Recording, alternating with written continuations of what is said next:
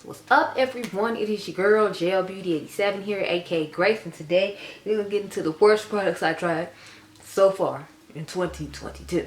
So I filmed the best complexion stuff, I filmed the best blush, bronzer, and highlighters, and lip products, and all that stuff, and I filmed the best eyeshadow palette. So I figured we had to get into the worst. Now, thank goodness the worst isn't nearly as big as the best, which means I don't have to do like 2 and 3 separate category videos. I only had a few things that I really genuinely just was not a fan of. So we're going to get into those right now. So I'm going to start off with complexion. I don't have a lot of complexion, thank God. And y'all know I live to try complexion products. So the fact I have very few complexion is good. And it's not to say that all these things are bad. It's just I have preferences and they're not my preference. So it's only one thing I genuinely just don't recommend at all that I think was just absolutely terrible. But everything else is just like, it's not necessarily my preference, or it's not up to the standard that I like when it comes to my makeup. So let's get started. I'm gonna start off with, and I hate to do this because I love this brand and I feel like this YouTuber always makes great complexion products, but I don't know, it's something about the formula of this I don't like. It always looks nice on the skin at the end, but it's like, you know how you go through the process and you have to wait to the end to like something? Like, this is one of those products I literally have to wait to the end before I actually like the way it looks, and I don't feel like it should be like that. So for that reason alone, I'm just like, yeah, no. So this is the One Size Turn Up the Base BBB Cream. I have the shade, with the shade Dark 2G in this foundation, and I don't know what it is about the texture of this, but I hate the texture of this when I put it on. Like I said, it always looks nice at the end, it looks nice on the face, but I don't know, the texture of this and how it initially looks when I put it on always makes me dislike this product. The end result is always nice, so don't think it's not good in that regard. It's just, I don't know, the texture of this to me is too thick and it annoys me. And I thought the Huda Beauty Original Foundation and Luminous like matte foundation she has on now from the Full Filter line was thick. No, this is just as thick as that. My personal opinion, and that's what I don't like about this product. It has nothing to do with the product itself and how it looks at the end, because it looks just fine in the end. It's just the thickness of this irritates my soul. Like, you just don't understand. It irritates my soul. And that's why I don't like it. Okay, so next, probably one of the worst concealers I've ever used this year is the Lawless Conceal the Deal Full Coverage Concealer. I have the shade Coconut Sugar. Now, I remember Babs Beauty Black being iffy about this product, if I remember correctly, when she first tried it. But oh my God, y'all saw how dirty this concealer did me in one of my videos recently. And I absolutely hate this concealer. This is literally the worst concealer I have ever tried this year. Horrible. And y'all know complexion things have been coming out left and right, but this right here, this is the worst. It looks streaky and horrible underneath the eyes. It does not give full coverage in my personal opinion, but this thing is just terrible. Don't waste your coins, don't waste your time, don't waste your energy, don't waste anything on this product. It is absolutely horrible. Like, for $28 I expect more. And that was not giving at all. I have another concealer to talk about, and I feel like this is going to be in everybody's dislike video for the most part this year, and disappointing products. This is the Jaclyn Hill, what is this, Perfecting Concealer. I have the shade Tan Deep Golden. Everybody's talking about how quick this dries down and how much they absolutely hate how much it dries down. This is absolutely terrible. Jaclyn, girl, what would you think with this concealer? Nobody likes it besides you. Like, no one. I have not seen any positive reviews on this whatsoever. It dries down entirely too quick and nobody likes it for that reason. Just awful. Just awful. I don't, why? The color and shade range is actually pretty decent for a complexion product from her, because them cream bronzers was not hitting for anybody besides her, so I don't. We'll talk about that in another video. Anyway, this concealer dries down too quick, but it's way better than the Lawless one still, because it actually gives full coverage it claims, and it doesn't look streaky underneath the eyes and fuck up your makeup for the day. So just, yeah. Now, this is about to be an unpopular opinion product, but again, it's not about the formula of this product, it's about the lack of shades of this product, for my personal opinion. So I'm talking about this contour wand from Charlotte Tilbury. There is no depth in this. It says medium deep. You could have just said medium, sweetie, because this ain't for nobody that's deep. This is not for the people that are deep. This is for the medium people. So why did you lie and add deep to it? What am I supposed to do with this? I tried in a recent video and was like, couldn't tell the difference on my face at all. I was like, oh, okay.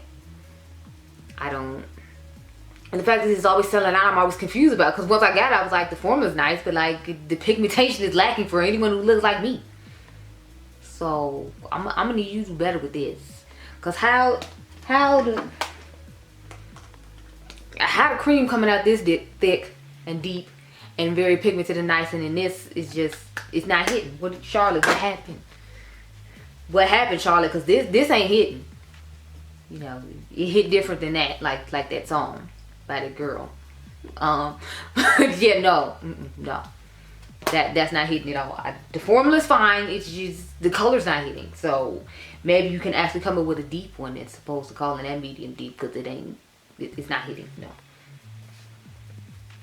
Okay, next I have, again, this is unpopular opinion, because according to Jaclyn Hill, everyone talks about how wonderful this thing is and how she hasn't seen any bad reviews. Well, honey, I don't like it. So you must have missed my review, because I don't like it.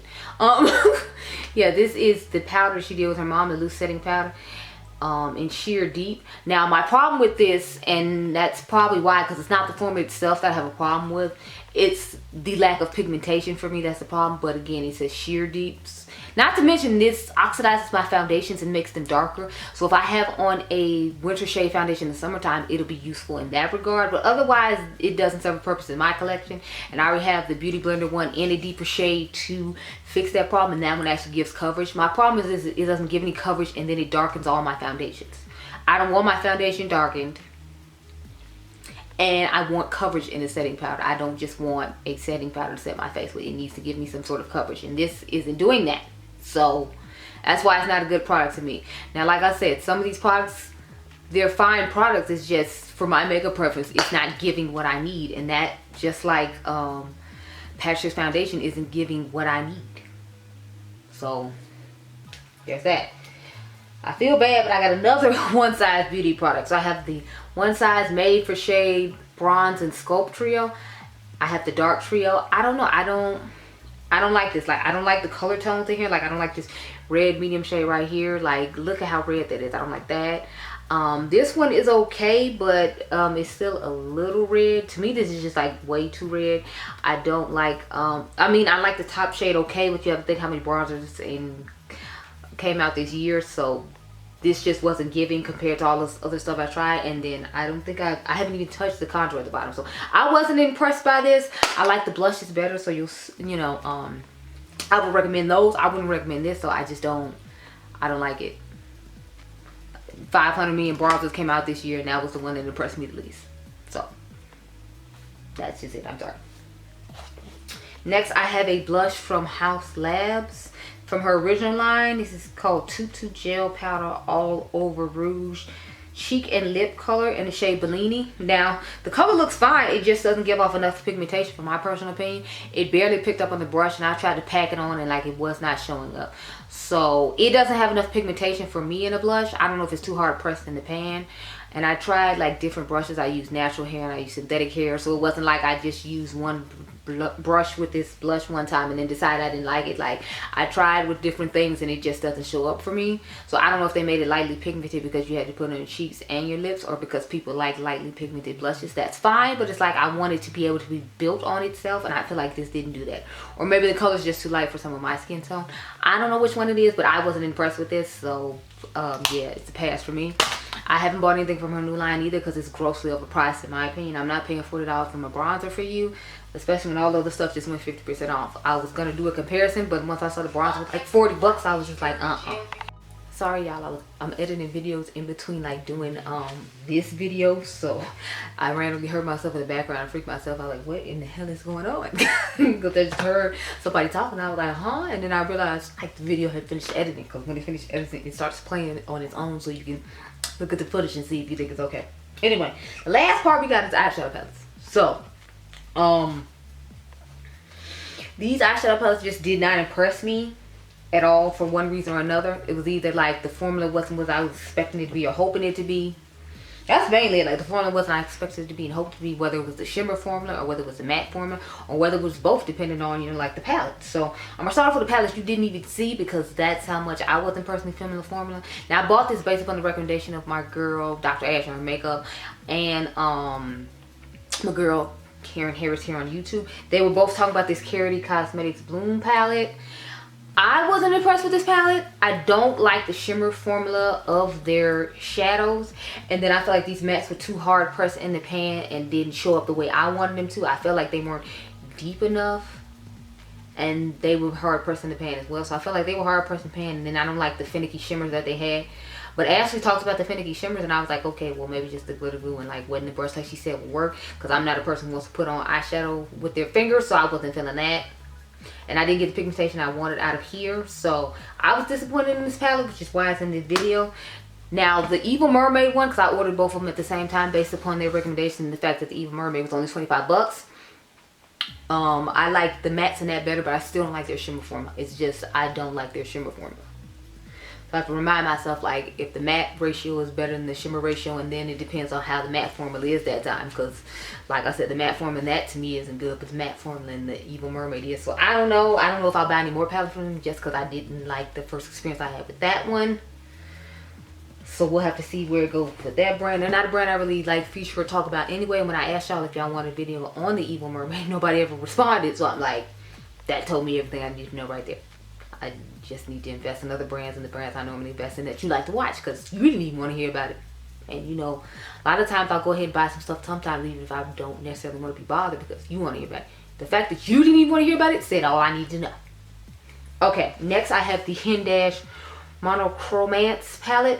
I was so disappointed in this because, like, the color story is sensational, beautiful. I mean, I wasn't paying attention to this. Y'all know I was about this part like here, like, ooh, okay, blue, purple, pink. This one to be reddish type shade. I'm sure these might be fine as face colors. I have not yet tried them as face colors, but you're supposed to be able to bronze or like other stuff. Ooh, hold on. Yeah, but I don't plan on putting these on my face like ever, because it's like I don't ever see why I would need a purple or a blue on my face. These two look like they'd be okay for blushes, but it's like I got a million blushes that I would actually use. So to me, this was just going to be an eyeshadow palette, and it was totally disappointing. Like, I had to dip into other palettes, and even the Fancy Face was talking about this too, how she had to dip into other palettes in order to get this to, what do you call it, show up the way she wanted it to show up. So the pigmentation here is just lacking. The colors are gorgeous. The formula is really soft and nice, but it just doesn't ever build up to what I want it to be. It's more like a mid-tone palette, like I was talking about with the what is it, the Nomad Cosmetics, what is Islands palette. It's just it doesn't build up to what I want it to build up to, and it just stays kind of like in the mid-tone range. Mid-tone is cute if I was of a lighter skin tone, but because I'm not, you need to come with the pigmentation, and that's not coming with it. And for the price of that palette, it needs to be coming with it. So it's a total disappointment for me. Okay, next I have the Meet Me at Midnight palette. Now I hate to put this in here, but like compared to her Meet Me in the Underworld palette, this does not hold up to the standard I have for the brand at all. I had difficulty with some of these shades, and I still came up with an okay look, but I feel like it was harder to blend out these shades than it was with the original palette. But since they were more on the neutral traditionalist type side, I guess that's why it was easier. And with her formula, maybe it's more difficult to make these deeper, darker shades. But I was not impressed with this palette. I'm impressed with the color story and the uniqueness of it, and I thought that was really cool, the whole aspect, because I looked through my collection and found to do comparisons on Instagram for you all in my Instagram stories, and I couldn't find any where it was similar in my collection. So I'm disappointed in this palette because the color story is so unique and fun, and I feel like the quality just didn't live up to what I was hoping for from the brand. So there's that. The last two palettes I have to talk about, I feel like these shouldn't be any surprise, because I mean, like, we all know the Huda Beauty quads or like 9 pans are hit and miss, and these are a miss for me. The one I like the best is the orange and purple, and I'm still not that impressed with this one, because if you all remember, I hate the color orange. I only bought this because there was only 2, and I figured I could just go ahead and review 2. Plus they both had cake liners in them, so I was interested to see how the purple cake liner was going to work and how the blue one was going to work. So I ended up getting both of these, but these are total disappointments. I do not like them. I do not recommend them. I'm not going to try them out. If I remember correctly, I told you if you wanted to try them, you could, but I wasn't necessarily in love. I believe I said that in my video. This is the blue and green one. This was the one I was most excited about, and this is one that let me down the most. Like, I thought it was such a cool color story, but I feel like some of the colors in here look similar, and then it wasn't like greater quality as opposed to other palettes she has. So I guess I should have just waited for the big palette at the end of the year, but since these are hit or miss, you don't know, so you have to like play Russian roulette, buy it, and hope it works out for you. And this didn't work out for me, so I was disappointed by both these, and that's why they're in here. So those are all the disappointing products I tried so far in 2022, or the worst products I tried in 2022, which is what I'm going to title this video. So those are my thoughts, and those are all the things I had. So I hope you all enjoyed this video. Remember, you all are diamonds. I'll catch you guys in the next one. Be blessed, girl. Bye.